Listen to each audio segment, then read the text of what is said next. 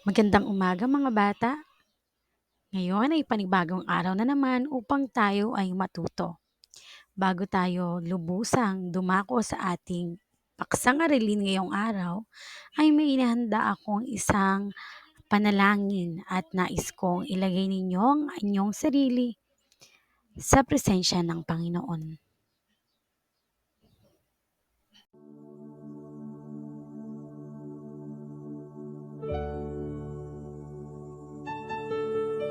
Panginoon, maraming salamat po sa ibinigay ninyong panibagong pagkakataon upang kami ay matuto. Salamat sa pagkakataong maipatuloy namin ang aming pag-aaral sa kabila ng mga pagbabagong dulot na kinakaharap naming pandemya. Gabayan ninyo kaming lahat na mag-aaral upang malinang ang aming isipan at maunawaan ng lubos ang anumang leksyon na itinuturo sa amin. Gabayan din naman ninyo ang aming mga guro na patuloy at walang sawang nagbibigay inspirasyon at gumagabay sa amin sa kabila ng kinakaharap naming pagsubok. Sa iyo ang kaluwalhatian at aming pagsamba, Panginoon naming Diyos, sa pangalan ng iyong anak, na aming tagapagligtas. Amen. Ngunit nais ko rin palang malaman kung mayroon bang mga liban para sa araw na ito. Mayroon bang nawawala sa inyong mga kaklase? Okay, napakahusay, kumpleto kayo ngayong araw. Batid kong gustong-gusto nyo talagang matuto. Ngayon ay dadako na tayo sa panibagong pagtalakay ng ating aralin. Muli, magandang umaga sa inyong lahat. Ngayong araw ay tatalakay natin ang tungkol sa paggamit ng angkop na ekspresyon sa pagpapaliwanag, paghahambing at pagbibigay ng opinyon. Ano-ano ba ang mga ito? Malalaman natin ito maya-maya lamang. Bago tayo lubusang dumako sa ating paksang aralin ngayong araw, ay mayroon akong inihandang gawain. Nais kong kumuha kayo ng sangkapat na papel at subukang sagutin ang mga sumusunod na katanungan. Panuto, iguhit ang ekspresyon ng mukhang masaya kung angkop ang paggamit ng opinyon o pananaw at malungkot na mukha naman kung hindi. Handa na ba kayo? Unang bilang. Sa aking palagay, magiging maayos ang ating bansa kung magkakaroon tayo ng tapat at masipag na pinuno. Ikalawang bilang. Sa tingin ko ay magiging maganda ang kalagayan ng ating bansa kung lahat tayo ay magtutulungan. Para sa ikatlong bilang, sa aking hinuha, magiging payapa ang ating bansa kung lahat tayo ay magpapakita ng pagmamalasakit dito. At ikaapat, mas masaya pa ring manirahan sa sariling lupang tinubuang lupa. At ikalima, batay sa aking pananaw, uunlad ang bansa kung sama-sama tayong gagawa para sa ikabubuti nito. Bibigyan ko kayo ng 3 minuto upang tapusin at sagutan ang gawaing ito. Ngayon ay dadako na tayo upang malaman kung tama ba ang mga kasagutang inyong sinagot. Para sa unang bilang hanggang sa ikalimang bilang, dapat ang inyong kasagutang isinulat ay masayang ekspresyon ng mukha. Lahat ba ay nakakuha? Mahusay! Batid kong lubos nyo nang naunawaan ang paksang ating tinalakay kahapon. Ngayon naman, bago natin lubusang talakayin ang ating paksa, mayroon ulit ako ditong isang gawain. Ang gagawin nyo ay magbibigay kayo ng sariling opinyon batay sa mga larawang makikita ninyo sa ibaba. Ipapaliwanag ninyo ito sa pamagitan ng 3 paraang na pag-aralan. Gagawin nyo ito sa inyong kwaderno. Bibigyan ko lamang kayo ng 3 minuto upang tapusin ang gawaing ito. Ngayon ay natapos na ang inyong 3 minuto upang magsagot ng inyong gawain. Ngayon naman ay mayroon ditong mga katanungan hinggil sa inyong mga ginawa. Pamilyar ba kayo kung sino ang nasa larawan at anong pangkat kaya siya nabibilang? Ang nasa larawan ay isang babaeng Aita na kauna-unahang naging board pastor ng kanilang tribo at ang kanilang tribo ay tribong Aita. Siya ang kauna-unahang babaeng Aita na nagngangalang si Lady Anduya na pumasa sa Criminologist Licensure Examination. At sa ikalawang larawan naman, ano ang inyong napapansin? So, isang babae na construction worker. Pangalawang tanong, sa inyong palagay, kaya na ba talaga ng mga babaeng gawin ngayon ang mga trabaho ng mga lalaki? Bakit kaya nila ito nagagawa? Okay, napakahusay. Dahil nga sa ang lahat ng mga trabaho ngayon ng mga lalaki ay kaya na rin gawin ng mga babae at minsan ay dala na rin ng kakulangan or pangangailangan sa kanilang pamilya kaya napipilitan silang magtrabaho kagaya na rin ng mga lalaki. Ngayon ay dadako na tayo sa pagtalakay sa mga ekspresyon sa pagpapahayag. Ano-ano ba ang mga ekspresyong ginagamit sa pagpapahayag?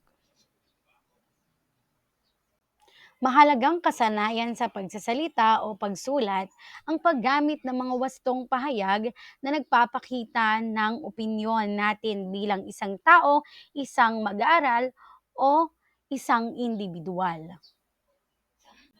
Narito ang mga halimbawa ng mga ekspresyon na kalimitan nating ginagamit sa pang-araw-araw nating pamumuhay sa pagpapaliwanag at pagbibigay ng opinyon. Una, sa aking palagay. Halimbawa, sa aking palagay, maaaring hiwalayan ni Sisa ang kanyang asawa kung palagi siyang sinasaktan nito. Ang ating ginamit na ekspresyon ay sa aking palagay.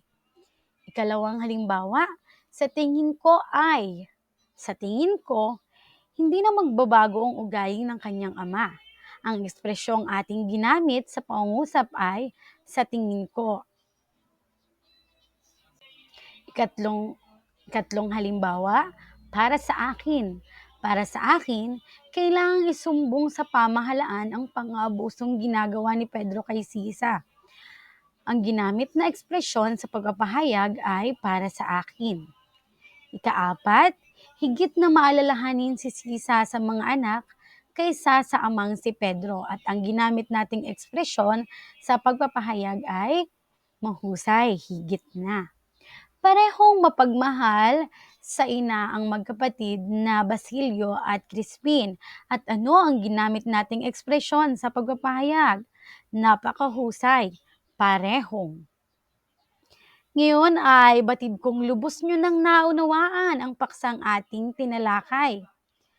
Dadako naman tayo ngayon sa isang pangkatang gawain upang lubos nating masukat ang inyong natutunan para sa araw na ito. Para sa pangkat isa, magsagawa ng isang balitaan tungkol sa pagtatrabaho ng mga kababaihan sa panahon ngayon. Pangkat dalawa, sumulat ng isang awitin na ginagamitan ng iba't ibang ekspresyon sa pagpapahayag tungkol sa pagdiriwang ng Labor Day dahil ngayon nga ay buwan ng Mayo. Pangkatatlo, magsagawa ng isang debate tungkol sa paksang dapat bang magtrabaho ang mga kababaihan ngayon? Oo o hindi? Naririto ngayon ang rubrics para sa inyong pangkatang gawain. Dito makikita natin kung paano nyo ba isinagawa ang gawaing nakaatas sa inyo. Bibigyan ko lamang kayo ng 5 minuto upang tapusin ang inyong gawain. Bilang paglalahat, bakit nga ba mahalaga na maipahayag natin ng wasto ang ating mga nararamdaman at emosyon? Mahalagang maipahayag natin ng wasto ang ating mga nararamdaman o emosyon at ekspresyon dahil hindi lamang ang ating sarili ang nagiging biktima ng ating maling pamamahala ng ating emosyon. Mahalagang maipahayag natin ito ng maayos upang mapanatili natin ang ating magandang ugnayan sa ating kapwa. Hangad ng bawat isa ang magkaroon ng matiwasay, masaya at makabuluhang buhay sa pamamagitan ng mabuting ugnayan sa sarili at sa kapwa. Kaya nararapat lamang na sa araw-araw nating pamumuhay ay piliing maigi ang mga bagay na pagtutuunan ng higit na pansin. Mahalaga na magtiwala sa sarili, sa kapwa at sa Diyos sa paggawa ng pagpapasya tungo sa ikauunlad ng iyong pakikipagkapwa. Nakikita natin ang epekto ng padalos-dalos nating pasya at kilos, dala ng mga negatibong emosyon na hindi napapamahalaan. Madalas ay hindi nagiging maganda ang idinudulot nito sa ating sarili at higit sa iba. Hahayaan na lang ba natin na patuloy itong maging dahilan ng ating hindi mabuting ugnayan sa ating kapwa? Siyempre, hindi, di ba? Kaya dapat mahusay o maayos nating ipapahayag ang ating nararamdaman o ekspresyon sa isang tao o sa grupo ng mga tao na ating nakakasalumuha sa araw-araw. Ngayon ay subukan nating sagutan at sukatin ang inyong nalalaman tungkol sa ating paksang tinalakay ngayong araw. Nais kong kumuha kayo ng sangkapat na papel at sagutan ang sumusunod na katanungan. Bibigyan ko kayo ng 3 minuto upang tapusin ang gawaing ito. Ngayon ay natapos na ang inyong 3 minuto upang magsagot ng inyong gawain. Dadako na tayo sa pag-check ng inyong mga kasagutan. Para sa unang bilang, palaging sinasaktan ng asawa si Sisa. Sa aking palagay, kailangang labanan ni Sisa ang kanyang asawa.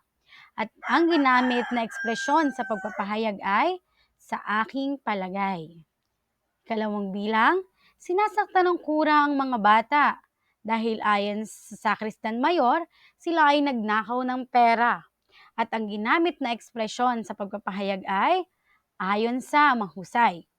Si Sisa ay mapagmahal na ina, kaya kumbinsido akong inaalagaan ni Sisa ang kanyang 2 anak. At ang ginamit na ekspresyon sa pagpapahayag ay, kaya. Ika-4 na bilang, mahirap nang magbago ang ugali ng kanyang ama. Kaya lubos kong pinaniniwalaang baliwala ang mga anak nito sa kanya. At ang ginamit na ekspresyon sa pagpapahayag ay, kaya lubos kong pinaniniwalaang. At ang huling bilang, kapwa matigas ang puso ng kura at sakristan mayor sa pananakit sa bata. Para sa akin, dapat itong isumbong sa pamahalaan. Ang ginamit nating ekspresyon sa pagpapahayag ay, para sa akin. Sino nakakuha ng 5 puntos? Okay, napakahusay. Nakakuha kayong lahat ng 5 puntos. Dahil diyan, batid kong lubos nyo ng naunawaan ang paksang ating tinalakay ngayong araw. Mayroon pa ba kayong katanungan? Kung wala na, ay hanggang dito na lamang